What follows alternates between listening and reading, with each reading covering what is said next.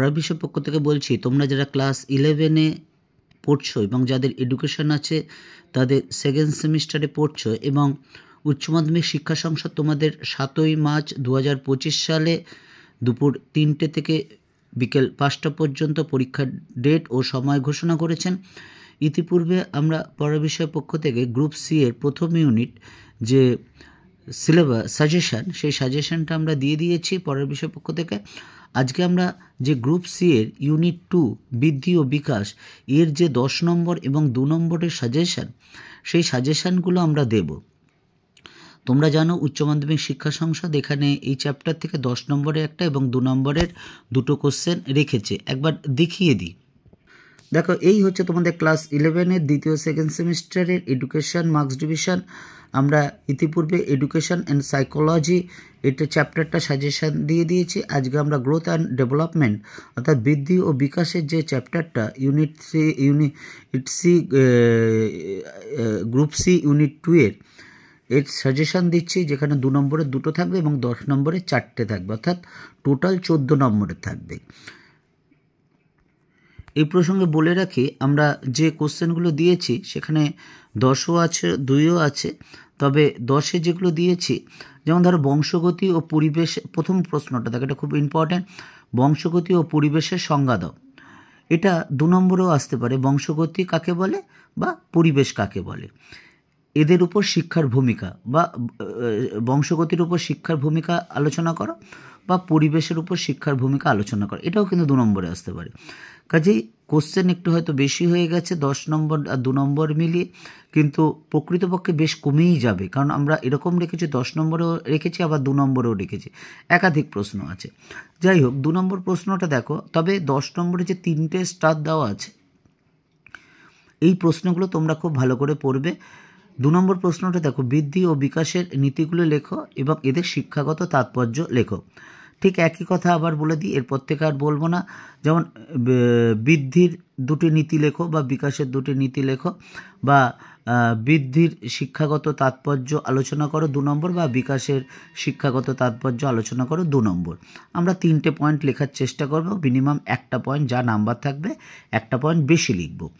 3 নম্বর প্রশ্ন দেখো, বৃদ্ধি ও বিকাশ কাকে বলে, এই দুই প্রক্রিয়ার বৈশিষ্ট্যগুলি লেখো।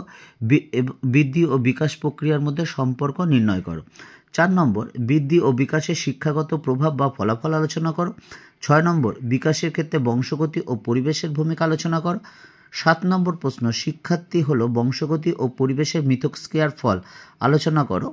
8 নম্বর কোশ্চেন, শিশুর জীবন বিকাশের বিভিন্ন স্তরের বৈশিষ্ট্য, কোন কোন বৈশিষ্ট্যগুলো পড়ব, দৈহিক, মানসিক, সামাজিক ও প্রাক্ষবিক। ঠিক আছে, এই চাহিদা, বৈশিষ্ট্য আর চাহিদা, তবে দৈহিক আর মানসিক কিন্তু বেশি ইম্পর্টেন্টের মধ্যে। 9 নম্বর প্রশ্নটা দেখো, বাল্যকালের বিকাশগত বৈশিষ্ট্য এবং চাহিদা লেখো। এবার এটা 2 নম্বরও আসতে পারে। বাল্যকালের সামাজিক দুটো বৈশিষ্ট্য লেখো, বা মানসিক দুটি চাহিদা লেখো, বা সামাজিক দুটি চাহিদা লেখো। এগুলো দেখো 2 নম্বরেও আছে। কাজে কোশ্চেন হয়তো একটু বেশি হয়ে গেছে দেখবে, কিন্তু প্রকৃতপক্ষে এত নয়। 10 নম্বর, প্রাক প্রাথমিক শিক্ষা কাকে বলে, প্রাক প্রাথমিক শিক্ষার উদ্দেশ্যগুলো আলোচনা করো। 11 নম্বর, প্রাথমিক শিক্ষার উদ্দেশ্য ও পাঠ্যক্রম সম্পর্কে আলোচনা করো। 12 নম্বর কোশ্চেন, মাধ্যমিক শিক্ষার উদ্দেশ্য ও গুরুত্ব আলোচনা করো। 13 নম্বর, মাধ্যমিক শিক্ষার প্রধান প্রধান সমস্যাগুলি উল্লেখ করো। মাধ্যমিক শিক্ষার সমস্যাগুলি সমাধানের জন্য কী কী উপায় অবলম্বন করা হয়েছে তা আলোচনা করো। 14 নম্বর, কোঠারি বা ভারতীয় শিক্ষা কমিশনের মতে মাধ্যমিক শিক্ষার লক্ষ্য ও উদ্দেশ্য কী ছিল। 15 নম্বর কোশ্চেন, মাধ্যমিক শিক্ষা কিভাবে কৈশোরের চাহিদা পূরণে সাহায্য করে। এই প্রশ্নটা কিন্তু খুব গুরুত্বপূর্ণ। এরপর দেখো 16 নম্বর কোশ্চেন, কৈশোর কাকে বলে। কৈশোর থেকে একটা কোশ্চেন কিন্তু আসতে পারে। কৈশোর কাকে বলে বা কৈশোরকালে বিভিন্ন বৈশিষ্ট্য, কী কী বৈশিষ্ট্য, দৈহিক, মানসিক, সামাজিক ও প্রাক্ষবিক। এর মধ্যে দৈহিক আর মানসিক কিন্তু বেশি ইম্পর্টেন্ট। 17 নম্বর প্রশ্ন, বয়ঃসন্ধিকালের বিভিন্ন চাহিদাগুলো লেখো। শিক্ষা বা মাধ্যমিক শিক্ষা কিভাবে এই চাহিদাগুলি পূরণ করে।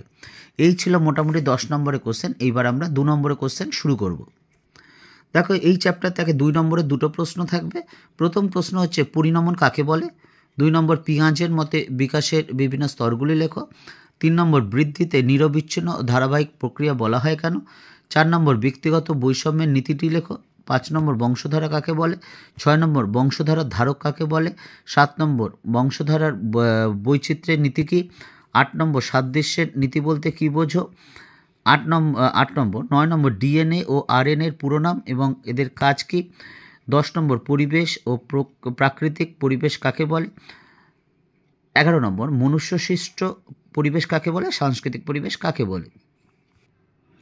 তা 12 নম্বর দেখো, মনোবিদগণ জীবন বিকাশের স্তরকে কোন কোন দিক থেকে ভাগ করেছেন। 13 নম্বর শিক্ষার উদ্দেশ্য বা পাঠ্যক্রম নির্ধারণের পূর্বে জীবন বিকাশের ধারাটি বিবেচনা করা দরকার কেন। 14 নম্বর প্রাক জন্মস্তর বলতে কী বোঝে, এটা খুব গুরুত্বপূর্ণ কোশ্চেন। 16 নম্বর প্রাক প্রাথমিক শিক্ষা কাকে বলে এবং এর বিভিন্ন প্রতিষ্ঠানের নাম করো। 16 নম্বর প্রাথমিক শিক্ষার উদ্দেশ্যগুলি লেখো এবং প্রাক প্রাথমিক শিক্ষা কী কী নামে পরিচিত। 17 নম্বর নার্সারি বিদ্যালয় কি। 18 নম্বর মন্তেশ্বরী শিক্ষা পদ্ধতির বৈশিষ্ট্য লেখো। 19 নম্বর প্রাথমিক শিক্ষার সংজ্ঞা, পাঠ্যক্রম, উদ্দেশ্য, কাঠামো এবং গুরুত্ব লেখো। 19 নম্বর প্রাথমিক শিক্ষার সংজ্ঞা, পাঠ্যক্রম, উদ্দেশ্য ও কাঠামো, গুরুত্ব লেখো, আমরা বলেছি।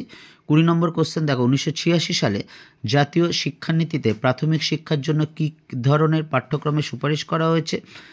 21 নম্বর পশ্চিমবঙ্গের প্রাথমিক শিক্ষাস্তরের লক্ষ্য কী। 22 নম্বর নিম্ন প্রাথমিক এবং উচ্চ প্রাথমিক স্তর বলতে কী বোঝো। 23 নম্বর ভারতের শিক্ষার বিভিন্ন স্তর উল্লেখ করো। 24 কৈশোর বা বয়ঃসন্ধিকাল কাকে বলে। 25 এইটা খুব গুরুত্বপূর্ণ, +2 স্তর বলতে কী বোঝো। 26 নম্বর উচ্চ মাধ্যমিক স্তরে বৃত্তিমূলক পাঠ্যক্রমকে আবশ্যিক বা ঐচ্ছিক বিষয়গুলি কী। 27 নম্বর কাসাদাই বাম্বিনি ও ডাইডাক্টিক অ্যাপারেটিস কী।